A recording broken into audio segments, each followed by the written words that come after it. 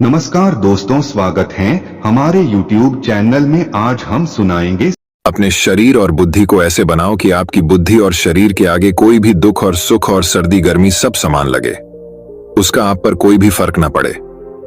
ऐसे खुद को बनाने के लिए एक रहस्यमय प्राचीन रास्ता है। उसी रास्ते के बारे में हम आज कहानियों के माध्यम से जानेंगे।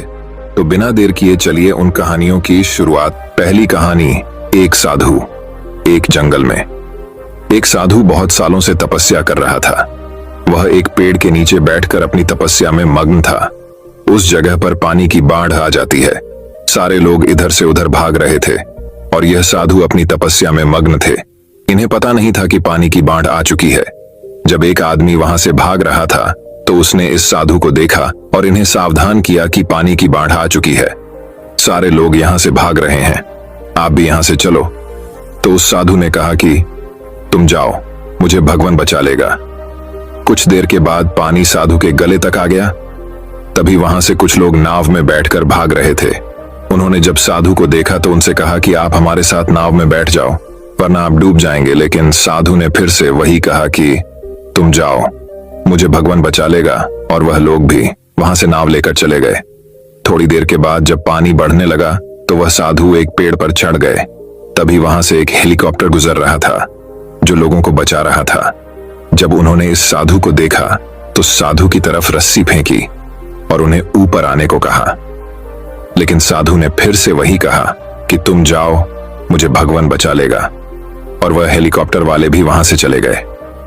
धीरे धीरे पानी बढ़ने लगा और वह साधु पानी में डूबकर ही मर गया। जब वो मरने के बाद भगवान के पास पहुंचा तो उसने भगवान से कहा कि मैंने आपकी इतनी तपस्या की, इतना आपको रात दिन याद किया, आपने मुझे बचाया क्यों नहीं? तो भगवान ने कहा, अरे बेवकूफ, तुझे बचाने के लिए 3 बार मैंने ही तो उन तीनों इंसानों को भेजा था। एक बार पैदल, दूसरी बार नाव लेकर और तीसरे बार हेलीकॉप्टर लेकर। इस कहानी से हमें यह सीख मिलती है कि भगवान हमेशा किसी न किसी को जरिया बनाकर भेजते हैं हमारी मदद करने के लिए, लेकिन हम अपने घमंड में उन्हें पहचान नहीं पाते हैं और ऐसे मौके हाथ से गवा देते हैं। तो दोस्तों चलिए अब हमारे दूसरे कहानी की शुरुआत करते हैं। दूसरी कहानी, ये गांव में एक व्यापारी रहता था। उसकी एक खूबसूरत बेटी थी। एक बार उसे व्यापारी पर बहुत ज्यादा कर्ज हो गया था और जिस आदमी से उसे व्यापारी ने कर्ज लिया था वो उसी गांव का था और बहुत ही घटिया आदमी था। तो व्यापारी उस आदमी का कर्ज चुका नहीं पा रहा था। तो उस आदमी ने सारे गांव वालों को जमा किया और व्यापारी के घर पर जाकर व्यापारी से कहा कि अगर तुम मेरा कर्जा दे नहीं पा रहे हो तो अपनी बेटी की शादी मुझसे कर दो। यह सुनने के बाद भी वह व्यापारी चुप रहा, क्योंकि वो मजबूर था और ये सारी बातें घर में बैठी उस व्यापारी की बेटी सुन रही थी। थोड़ी देर के बाद उस आदमी ने गांव वालों और व्यापारी से कहा कि ठीक है, मैं एक थैली में सफेद और एक काला पत्थर डालूंगा और इसकी बेटी को थैली में से कोई एक पत्थर निकालना पड़ेगा। अगर सफेद पत्थर निकला तो मैं कर्ज भी माफ कर दूंगा और इसकी बेटी से शादी भी नहीं करूंगा। लेकिन अगर काला पत्थर निकला तो कर्जा तो मैं माफ कर दूंगा, मगर इसको अपनी बेटी से मेरी शादी करवानी पड़ेगी। व्यापारी की लड़की इस बात के लिए राजी हो गई और सारे गांव वाली भी। उस आदमी ने थैली के अंदर सबके सामने 2 पत्थर डाले, लेकिन बड़े ही चालाकी से। उस आदमी ने दोनों ही पत्थर उस थैली में काले डाले थे और यह व्यापारी की बेटी को दिख गया था कि थैली के अंदर दोनों ही पत्थर काले थे। अब वह लड़की सोच में पड़ गई थी कि मैं जो भी पत्थर निकालूंगी वह काले ही पत्थर होंगे और अगर काला पत्थर निकला तो कर्जा माफ हो जाएगा, लेकिन मुझे उससे शादी करनी पड़ेगी। और अगर मैंने सारे गांव वालों को यह बता दी कि इस आदमी ने थैली में दोनों ही पत्थर काले डाले हैं तो कर्जा भी माफ नहीं होगा और यह आदमी आज नहीं तो कल मेरे बाबा से बदला जरूर लेगा। लड़की यह सोच ही रही थी कि लड़की को तभी थैली से पत्थर निकालने को कहा गया। लड़की ने थैली में हाथ डाला और एक पत्थर बाहर निकाला और बिना किसी को बताए उस पत्थर को जमीन पर गिरा दिया और जमीन पर गिरने के बाद वह पत्थर दूसरे पत्थरों में मिल गया। तभी लड़की ने सबसे कहा कि अब कैसे पता चलेगा कि मैंने जो पत्थर निकला था वह सफेद था या काला था? लड़की ने कहा, थैली में जो दूसरा पत्थर है उसे देखो।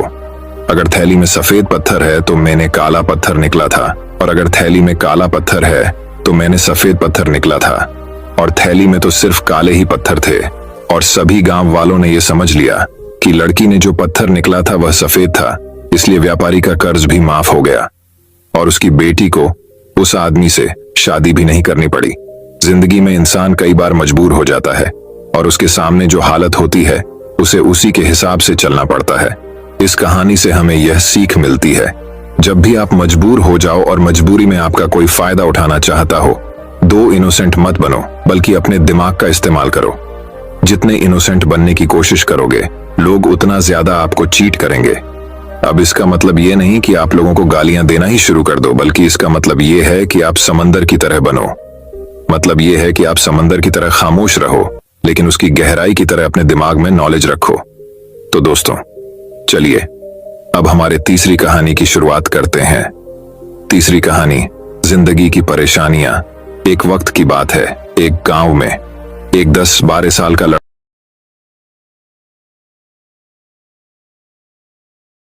लड़का अपने माता पिता के साथ रहता था। कई सालों के बाद वह लड़का अपने दादाजी के गांव जाता है। वहां जाकर वह हर समय अपने दादाजी के साथ खेलता है। खेलते खेलते एक दिन उसने अपने दादाजी से कहा कि दादाजी, जब मैं बड़ा हो जाऊंगा तो मैं बहुत ज्यादा सक्सेसफुल बनकर दिखाऊंगा। क्या आप मुझे कामयाब बनने के लिए कुछ तरीके बता सकते हैं? हेलो। उसके दादाजी मुस्कुराते हुए उसकी तरफ देखते हैं और उसे कहते हैं हाँ, और वह उसे एक पौधों की दुकान पर ले जाते हैं। यहाँ पर छोटे छोटे पौधे मिलते थे। वहां से उसके दादाजी 2 छोटे पौधे खरीदने हैं और वापस घर आ जाते हैं। घर आने के बाद वह उनमें से एक पौधे को बड़े से गमले में लगा देते हैं और उस गमले को घर के अंदर रख देते हैं और दूसरे पौधे को वह घर के बाहर लगा देते हैं। फिर वह अपने पोते से पूछते हैं कि तुम्हें क्या लगता है, कौन सा पौधा फ्यूचर में अच्छे से बड़ा हो पाएगा? बच्चों ने थोड़ा सा सोचा और अपने दादाजी से कहा कि हमने घर के अंदर जो पौधा लगाया है वह अच्छे से बड़ा हो पाएगा, क्योंकि वह घर के अंदर हर प्रॉब्लम से बचा रहेगा, और जो पौधा हमने बाहर लगाया है उसे बहुत सी चीजों का खतरा है, जैसे कि सूरज की तेज करने, आंधी, तूफान, तेज बारिश और जानवरों से भी उस पौधे को खतरा है। उसके दादाजी ने मुस्कुराया और उससे कहा कि फ्यूचर में देखते हैं इन दोनों पौधों के साथ क्या होता है। फिर बाद वह लड़का फिर से अपने दादाजी के घर जाता है। 4 दादाजी को देखने के बाद वह फिर से उनसे पूछता है कि दादाजी, लास्ट टाइम मैंने पूछा था कि जिंदगी में सक्सेसफुल कैसे होते हैं, लेकिन आपने मुझे कुछ नहीं बताया था, लेकिन अब आपको मुझे बताना ही पड़ेगा। उसके दादाजी ने मुस्कुराते हुए उससे कहा जरूर, लेकिन सबसे पहले हम उन 2 पौधों को देखते हैं जो हमने कुछ साल पहले लगाया था। यह कहकर दादाजी उसे उसी जगह पर ले गए जहां उन्होंने घर के अंदर पौधा रखा था। उन्होंने देखा कि वह पौधा एक बड़ा पौधा बन चुका था। फिर वह उस जगह पर गए जहां उन्होंने दूसरे पौधे को बाहर लगाया था। उन्होंने देखा कि वह छोटा सा पौधा अभी बहुत बड़ा और विशाल पेड़ बन चुका था, और उसकी जो टहनियां थी वह बहुत ही मजबूत और लंबी थी, और उसका साया पूरे मैदान पर पड़ रहा था। अब उस लड़के के दादाजी ने उसकी तरफ देखा और उससे कहा कि अब बताओ, कौन सा पौधा ज्यादा बड़ा और मजबूत चुका है, कौन सा पौधा ज्यादा सक्सेसफुल हुआ है? लड़के ने कहा वह पौधा जो हमने घर से बाहर लगाया था। लेकिन दादाजी, ये कैसे पॉसिबल है? इस पौधे ने कई डेंजर सिचुएशन सही होगी, इस पर कई प्रॉब्लम्स आई होंगी, लेकिन फिर भी यह पौधा इतना बड़ा पेड़ कैसे बन गया? उसके दादाजी ने उसकी तरफ देखा और कहा तुमने ठीक कहा, जो ख्वाजा हमने बाहर लगाया था उसने कई प्रॉब्लम सही होगी, और उन्हीं प्रॉब्लम से लड़ते हुए वह इतना बड़ा और विशाल हो पाया है, और अब वह जितना चाहे उतना अपनी टहनियों को बड़ा कर सकता है, और जो तूफान और तेज बारिश जैसी प्रॉब्लम्स हैं वह उसकी टहनियों को और भी मजबूत बनाती है, और इसी वजह से आज वह एक बहुत विशाल पेड़ बन चुका है, और अब ये सारी प्रॉब्लम्स उसके सामने छोटी है। फिर उसके दादाजी ने उसकी तरफ देखा और उससे कहा कि बेटा, एक चीज हमेशा याद रखना, जब तक तुम अपनी लाइफ में स्ट्रगल नहीं करोगे, जब तक तुम डिफिकल्टीज से नहीं गुजारोगे, तब तक तुम अपनी लाइफ में सक्सेस को हासिल नहीं कर सकते हो। अगर तुम अपनी लाइफ में हमेशा कंफर्टेबल चॉइस ही रखोगे तो तुम अपनी लाइफ में उतना तरक्की नहीं कर पाओगे जितना तुम कर सकते हो। और अगर तुम हर प्रॉब्लम के लिए तैयार रहोगे, हमेशा स्ट्रगल के लिए रेडी रहोगे, तो फिर किसी भी मंजिल को पाना तुम्हारे लिए नामुमकिन नहीं होगा, और फिर बड़ी बड़ी प्रॉब्लम्स तुम्हें छोटी लगने लगेंगी। ये सुनने के बाद उसे लड़के ने एक गहरी सांस ली और फिर उसे विशाल और बड़े पेड़ की तरफ वह देखने लगा। उसके दादाजी के शब्द उसके दिमाग में घूम रहे थे। दोस्तों, प्रॉब्लम्स, रुकावट और डिफिकल्टी, इन चीजों को हम अपनी जिंदगी के दुश्मन समझते हैं, लेकिन यही रुकावटें, यही डिफिकल्टी हमें स्ट्रांग बनती है और हमारी जिंदगी में हमें ज्यादा सक्सेसफुल बनाती है। किसी ने कहा है कि अगर तुम्हारे लाइफ में कोई प्रॉब्लम नहीं आ रही है तो समझ जाओ कि आप गलत ट्रैक पर हो। तो दोस्तों चलिए अब हमारे चौथी कहानी की शुरुआत करते हैं। चौथी कहानी, एक चिड़िया थी। उस चिड़िया ने अपना घोंसला किसान के खेत में बनाया था। कुछ दिनों बाद उस चिड़िया ने 2 अंडे दिए। कुछ दिनों के बाद उन अंडों में से 2 बच्चे निकले। अब चिड़िया रोज सुबह अपने बच्चों के लिए दाना चुगने के लिए जाती और शाम को वापस आती। अब हर रोज ऐसे ही होने लगा था। चिड़िया सुबह जाती और शाम को वापस आती। कई दिनों तक ऐसे ही चलता रहा। एक दिन जब चिड़िया अपने बच्चों को घोंसले में छोड़कर दाना चुगने के लिए गई थी तो उस खेत का मालिक वहां पर आता है और कहता है कि यहाँ पर तो बहुत सारी फसल बढ़ चुकी है, कल अपने बेटों को बोलकर इसको कटवा दूंगा। ये बोलकर उस खेत का मालिक वहां से चला जाता है। ये बात चिड़िया के बच्चों ने सुन ली थी। जब शाम को चिड़िया वापस आई, उसके बच्चों ने अपनी माँ से कहा कि आज खेत का मालिक आया था और वह कह रहा था कि कल अपने बेटों को बोलकर फसल कटवा दूंगा और जब फसल कटेगी तो हमारा घोंसला भी टूट जाएगा। हमें आज ही अपना घोंसला यहाँ से ले जाना चाहिए। ये सब बातें चिड़िया सुनी और अपने बच्चों से कहा कि तुम दोनों बेफिक्र होकर सो जाओ, कल ऐसा कुछ नहीं होगा। और गजब की बात यह हुई, कल सच में ऐसा कुछ नहीं हुआ। लगभग 1 हफ्ता गुजरने के बाद उस खेत का मालिक फिर आया और फसल को देखकर उसने फिर से वही कहा कि अब तो फसल काफी ज्यादा बढ़ चुकी है, कल तो मेरे नौकरों के हाथ से इसे कटवाना ही पड़ेगा। यह बोलकर वहां से चला गया। जब शाम को चिड़िया दाना चुगकर वापस आई, फिर से उसके बच्चों ने उसे कहा कि आज फिर से खेत का मालिक आया था और इस बार तो वह कह रहा था कि कल तो नौकरों के हाथ से फसल काटने ही पड़ेगी। माँ, हमें जल्दी ही अपना घोंसला दूसरी जगह ले जाना चाहिए। फिर से चिड़िया ने अपने बच्चों से कहा कि कल भी ऐसा कुछ नहीं होगा। मेरे बच्चों, तुम बेफिक्र होकर सो जाओ। और कल सुबह सच में ऐसा कुछ नहीं हुआ। फिर लगभग 2 हफ्ते गुजरने के बाद उस खेत का मालिक फिर से अपनी खेत पर आया। उसने कहा कि अब तो कल आकर मुझे ही फसल काटनी पड़ेगी और यह कहकर वो वहां से चला गया। फिर से जब शाम हुई और चिड़िया अपने घोंसले में आई, उसके बच्चे ने उससे कहा कि आज फिर से खेत का मालिक आया था और अब तो उसने यह कहा है कि कल वह खुद आकर फसल काटेगा। बस यह सुनने के बाद चिड़िया तुरंत अपने बच्चों समेत अपना घोंसला उठाकर बाजू के खेत में लेकर चली गई। जब दूसरा दिन निकला और सुबह हुई तो चिड़िया के बच्चों ने देखा कि वह किसान अपने खेत की फसल काट रहा था। यह देखने के बाद में बच्चों ने अपनी माँ से पूछा कि वो आपको कैसे पता था कि वह खेत का मालिक आज पक्का फसल कटेगा, हालांकि इससे पहले भी वह 2 बार यही कह कर गया था। चिड़िया ने अपने बच्चों की तरफ देखा और कहा, बच्चों, मेरी बात को ध्यान से सुनना। ये जो इंसान है ना, जब तक अपने काम को 2 बार टालता नहीं है तब तक उस काम को हाथ तक नहीं लगाता, फिर चाहे वह कितना भी छोटा काम हो। क्या चिड़िया ने अपने बच्चों से सही कहा? हाँ, बिल्कुल सही कहा। मैं आपको आपकी सबसे बड़ी प्रॉब्लम बताऊं। आपकी सबसे बड़ी प्रॉब्लम क्या है, क्या आपको पता है? तो मेरी बात को ध्यान से सुनना। आपकी सबसे बड़ी प्रॉब्लम यह है कि आपको लगता है कि आपके पास टाइम है। आप ऐसा सोचते हैं कि आपके पास बहुत वक्त है, जबकि इसका उल्टा है। आपके पास टाइम नहीं है, बल्कि आपको देर हो चुकी है। आपने बहुत टाइम कर दिया है, लोग कहां से कहां पहुंच गए हैं और आप अभी भी वहीं बैठकर यही सोच रहे हैं कि आपके पास बहुत टाइम है। इन सब की एक ही प्रॉब्लम है और वह है काम को कल पर टालना। और आज के दौर में हमारी यह आदत बन चुकी है। चाहे वह कितना ही छोटा काम क्यों ना हो, जब तक हम उसे कल पर नहीं टालते हैं तब तक हमें सुकून की नींद नहीं आती। अब काम को कल पर टालते रहते हैं, यह कहकर कि आज मूड नहीं है, इस काम को कल देखेंगे, कल करेंगे, और वह कल कभी आता ही नहीं है और हम उस काम को भूल जाते हैं। अपने दूसरे कामों में हम अपने दूसरे कामों में बिजी हो जाते हैं। और वह दूसरे काम कौन से हैं? रील्स देखना, सोशल मीडिया चलाना, फालतू के वीडियो देखना, जिन वीडियो का न सर होता है और न पैर, मतलब कि मीनिंगफुल बात तो कुछ होती ही नहीं है उन वीडियो में।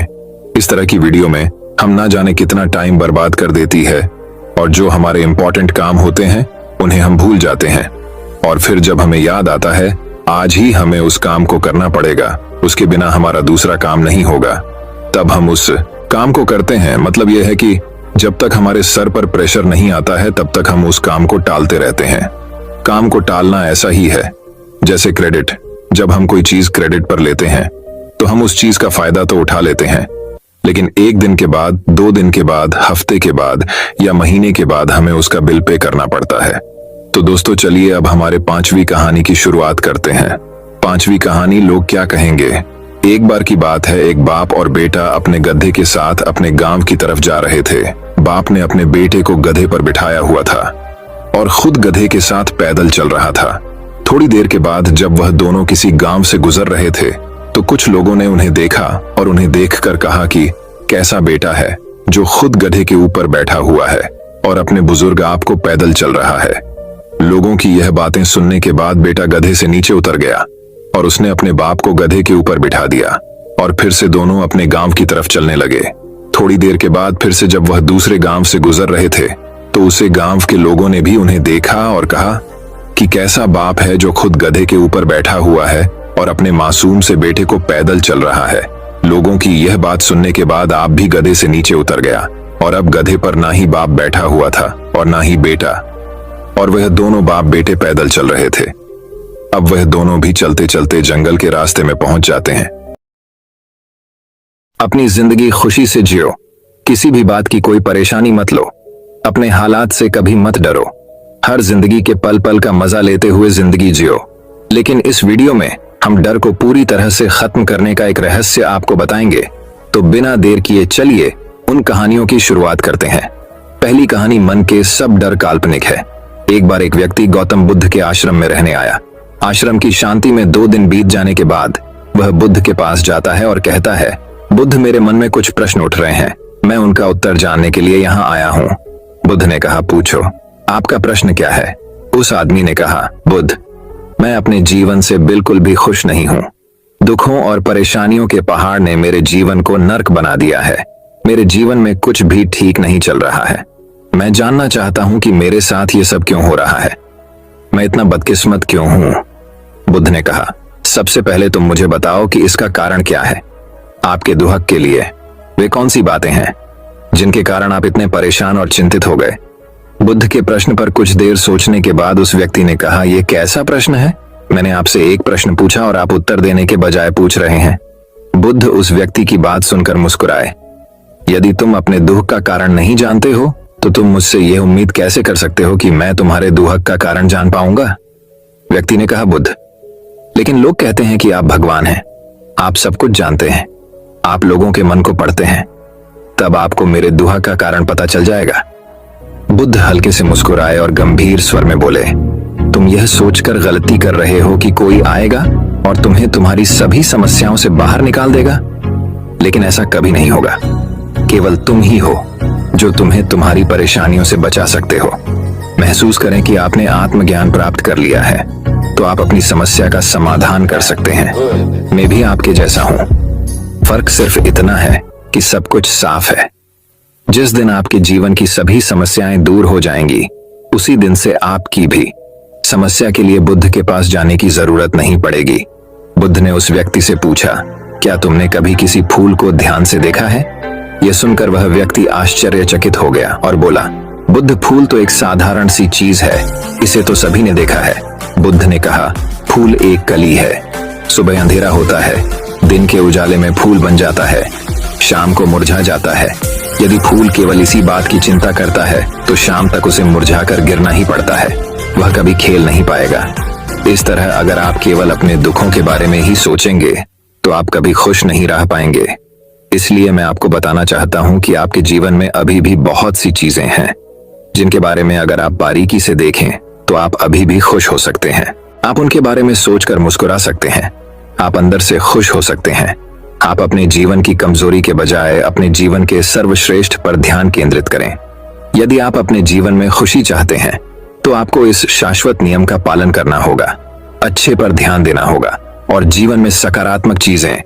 मैं तुम्हें सिर्फ रास्ता दिखा सकता हूं, मैं तुम्हें दिखा सकता हूं कि उस रास्ते पर कैसे चलना है, लेकिन तुम्हें उस रास्ते पर चलना होगा।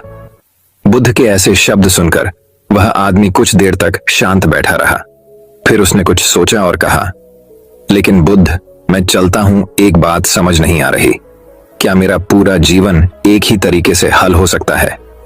बुद्ध ने बहुत धीरे से उत्तर देना शुरू किया, मान लीजिए कि कोई भविष्यवक्ता आपको बताता है कि आज शाम तक आपकी मृत्यु निश्चित है। यह जानकर आपको उन बातों की चिंता होगी जिनके बारे में आप अभी चिंता कर रहे थे। आपको याद भी नहीं होगा कि किस तरह की परेशानियां हैं और किस बात की चिंता कर रहे हैं। आप उस वक्त सिर्फ उस हकीकत के बारे में सोच रहे होंगे जिसे लोग मौत कहते हैं।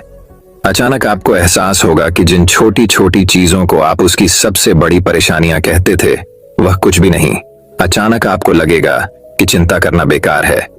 आज शाम तक मैं दुनिया छोड़ने वाला हूं और आप पाएंगे कि आपके पूरे जीवन के वे क्षण व्यर्थ हो गए जो आपने चिंता, ईर्ष्या और व्यर्थ कष्ट में बिताए होंगे। लोग बोलते तो हैं लेकिन अंदर से कभी स्वीकार नहीं करते कि एक दिन उन्हें भी इस दुनिया से जाना है। उनकी इच्छाएं इतनी प्रबल होती हैं कि वे खुद को अमर मानते हैं। सुख और दुख दोनों ही स्थायी नहीं हैं। यह हमारे कार्यों और विचारों से निर्मित होते हैं।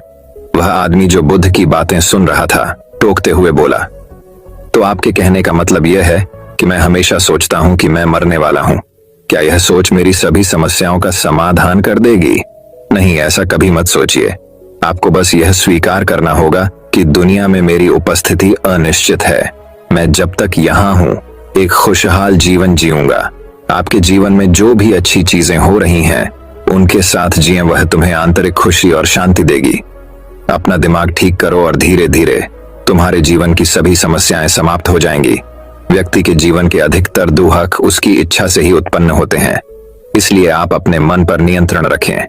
यदि आप अपने मन का इलाज एक बच्चे के मन की तरह कर सकते हैं तो आपको आंतरिक शांति महसूस होगी।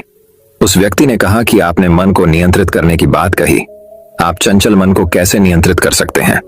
बुद्ध ने कहा कि सबसे पहले तुम्हें सुख और दुख के बीच अंतर समझना होगा। आपको सबसे पहले यह जानना होगा कि आपके लिए खुशी और दुख का क्या मतलब है। इसके बाद अभ्यास के द्वारा अपने मन को इस प्रकार तैयार करना है कि आप न तो खुशी के मौके पर ज्यादा खुश हों और न ही दुखी होने पर ज्यादा दुखी हों। आपको खुद को पूरी तरह से मध्य में रखने का प्रयास करना होगा, जिसे मैं मध्यम मार्ग कहता हूं। यदि आप अपने जीवन में गहराई से उतरेंगे और यह पता लगाने का प्रयास करेंगे कि क्या चीज आपको खुश करती है और क्यों, तो अंत में आपको केवल एक ही उत्तर मिलेगा कि आप आपके सभी दुखों का कारण हैं। आपकी इच्छा, आसक्ति, इच्छा, ये सब आपके मन द्वारा निर्मित है। इसलिए यदि आप अपने मन पर नियंत्रण कर लेंगे तो आपके सभी दुख समाप्त हो जाएंगे। गौतम बुद्ध ने उस व्यक्ति से कहा कि यदि आप एक और छोटा सा काम करेंगे तो आप देखेंगे कि आपके जीवन के सभी दुख हमेशा के लिए समाप्त हो जाएंगे। बुद्ध के मुख से ऐसे वचन सुनकर वह व्यक्ति उत्तेजित हो गया और बोला, मुझे उसके लिए क्या करना होगा? बुद्ध के मुख से ऐसे शब्द सुनकर वह व्यक्ति उत्तेजित हो गया और बोला, मुझे उसके लिए क्या करना होगा? बुद्ध ने कहा कि तुम अगले 2 दिनों तक किसी से बात नहीं करोगे और कागज लेकर आशाराम के एकांत स्थान पर बैठ गए। आपको वहां बैठकर उन दुखों के बारे में सोचना और लिखना है जो आपकी परीक्षा ले रहे हैं, और उनका कारण भी लिखना है। और दूसरे पेज पर आपको थोड़ी सी खुशी लिखनी है और यह भी लिखना है कि आपको यह खुशी क्यों है। जल्दबाजी करने की कोई जरूरत नहीं है। आपके पास बहुत समय है। आप आराम से सोच सकते हैं। जाओ और सोचो और आराम से लिखो। उस आदमी ने बुद्ध को प्रणाम किया और आश्रम के कोने में बैठ गया। 2 दिन बाद वह कुछ लेकर बुद्ध के पास वापस आया, उसके हाथ में कागजात। उसे देखकर बुद्ध ने कहा, सबसे पहले तुम कागज से अपना दुख पढ़कर सुनाओ। व्यक्ति ने सबसे पहले अखबार पढ़ना शुरू किया। मेरे परिवार के सदस्य अमीर हैं, लेकिन मैं गरीब हूं और काम करता हूं। मैं अपने काम में अमीर नहीं हूं और मैं अपने काम में सहज हूं और मेरी तुलना दूसरों से की जाती है। व्यक्ति ने आगे पढ़ना शुरू किया। दूसरा, मेरे पड़ोस में बहुत से लोगों ने बचत की है, लेकिन मेरे पास बचत के नाम पर कुछ भी नहीं है। इसका पहला कारण यह है कि मैं काम कम जानता हूं, लेकिन खर्च बहुत करता हूं। आज मेरे पास बचत के नाम पर कुछ भी नहीं है। मेरी पत्नी काफी समय से बीमार है और उसकी बीमारी का कारण मैं ही। मेरी लापरवाही के कारण मैं उसे कभी किसी डॉक्टर के पास नहीं ले गया। मैंने इसे भाग्य पर छोड़ दिया। शायद यह मेरी अपमानजनक इच्छा थी कि अगर मैं बीमारी से मर जाऊं तो मैं एक खूबसूरत महिला से शादी करूंगा। चौथा, मैं मन में फ्री पैसे पाने के बारे में सोचता रहता हूं, परंतु योजना पूरी नहीं होती। मैं दुख के सागर में डूब जाता हूं। फिर यह दुख मुझसे सहन नहीं होता और इसका कारण मैं ही हूं से जीता हूं, लेकिन ऐसा करने में सक्षम नहीं होने पर देखता रहता हूं। बुद्ध, ये मेरे जीवन के सबसे बड़े दुख हैं। और गहराई से सोचने के बाद मैंने पाया कि कई उनमें से मेरे कार्यों और मेरे विचारों के कारण हुआ। ये सुनने के बाद आपने मुझे खुशी का पेपर पढ़कर सुनाया। पिछले 2 दिनों में मैंने जो कुछ भी महसूस किया वैसा मैंने अपने जीवन में कहीं भी अनुभव नहीं किया। पिछले 2 दिनों में मुझे एहसास हुआ कि वास्तविक शांति और आनंद कितना महान है, और मैं इसका अनुभव करके बहुत खुश हूं। मेरी खुशी के कारणों की सूची बहुत लंबी है। इसे पढ़ने और समझने में बहुत समय लगेगा। उस व्यक्ति के मुंह से ऐसी बातें सुनकर वह व्यक्ति मुस्कुराया और बोला, सिर्फ आपके लिए ही नहीं बल्कि हम सभी के लिए कारण एक ही है। वह व्यक्ति अपना बहुत सारा समय बर्बाद करता है। आप दुख का कारण ढूंढने में लगे हैं। हमारा जीवन भी एक तरह से सुख, शांति और आनंद की तिजोरी है। बुद्ध ने उस व्यक्ति से कहा कि खुशी के सभी कारणों को साझा करने की जरूरत नहीं है, तुम उनमें से कुछ का पाठ कर सकते हो। वह व्यक्ति बड़ी मुस्कुराहट के साथ पढ़ने लगा। पहली खुशी, क्योंकि मैं जीवित हूं और दुनिया में रह रहा हूं और मैं स्वस्थ हूं। मेरे माता पिता, एक पत्नी और 2 बच्चे हैं। ऐसे ही मेरे पिता के पास कई अनमोल खजाने हैं, जैसे मेरे माता पिता का प्यार, मेरी पत्नी का प्यार, मेरे बच्चों का प्यार और एक पिता की खुशी। दूसरा कारण यह है कि मैं कड़ी मेहनत कर सकता हूं। मैं कोई भी काम कर सकता हूं। आपकी आयु में कोई बाधा नहीं आ सकती और आप अपने परिवार की सभी जरूरतों को पूरा कर सकते हैं। मुझे खुशी है कि मैं एक खुशहाल परिवार बना सकता हूं।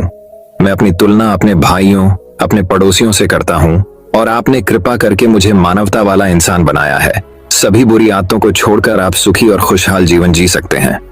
और मेरे लिए सबसे बड़ी खुशी और सौभाग्य की बात यह है कि मुझे एक जगह मिल जाए, और जब तक मैं इस दुनिया में हूं हमारी इच्छा और आसक्ति ही सभी दुखों का कारण है।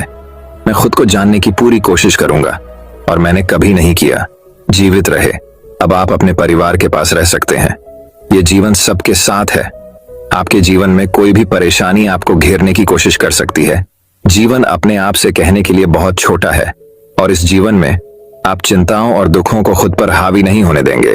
शांति से बैठकर उस दुख का कारण जानने का प्रयास करें, और यदि मिल जाए तो उसे नष्ट कर दें। इस तरह आप मानसिक शांति और कभी न खत्म होने वाली खुशी पा सकते हैं। दोस्तों, आशा करता हूं कि आपको इस कहानी से बहुत कुछ सीखने को मिला होगा। तो दर्शकों, अब चलिए हमारे दूसरे कहानी की शुरुआत करते हैं। दूसरी कहानी, चिंता में खुद को बर्बाद मत करो। यह उन दिनों की बात है जब एक सन्यासी सेब के बाग में अपना समय व्यतीत कर रहे थे। उस समय तक सन्यासी की प्रसिद्धि दूर दूर तक फैल चुकी थी। लोग अपनी चिंताओं और समस्याओं का समाधान खोजने के लिए दूर दूर से सन्यासी के पास आते थे। ऐसे ही एक दिन जब सन्यासी सेब के जंगल में लोगों को उपदेश दे रहे थे तो एक आदमी अपने 24 से 25 साल के बेटे के साथ सन्यासी की ओर आ रहा था। जब वे उपदेश स्थल के पास पहुंचे तो सन्यासी ने उनकी ओर देखा और इशारा किया। उसके पास बैठने के लिए जब उपदेश समाप्त हो गया और सभी लोग चले गए, तब सन्यासी ने उस व्यक्ति को अपने पास बुलाया और बैठने को कहा। चारों ओर हरियाली थी, मौसम सुहाना था, तरह तरह के पक्षियों की आवाजें गूंज रही थीं। ऐसा नजारा देखकर उस व्यक्ति को अंदर से बहुत शांति महसूस हो रही थी। इसके बाद सन्यासी ने उस व्यक्ति से आने का कारण पूछा। इस पर वह व्यक्ति बोला, है महात्मा, मैं अपने बेटे को आपसे मिलवाने के लिए 2 दिन की लंबी यात्रा कर आया हूं। यह मेरा इकलौता बेटा है और वह हर वक्त थका रहता है। ऐसा लगता है कि इसमें जान ही नहीं है। इसका स्वभाव भी काफी चिड़चिड़ा हो गया है। अगर हम इसे कुछ भी कहें तो यह हमारी छोटी छोटी बातों पर गुस्सा हो जाता है। इसकी देखने की क्षमता भी उम्र से पहले ही कमजोर हो गई है और उसके बाल भी सफेद हो रहे हैं। इतनी कम उम्र में बूढ़ा दिखने लगा है। मैं समझ नहीं पा रहा हूं कि उसके साथ क्या हो रहा है। हे सन्यासी, मुझे अपने बेटे की बहुत चिंता हो रही। इस वीडियो को अच्छा लगे तो चैनल को सब्सक्राइब करें। नमो बुद्धाय। Thanks for watching.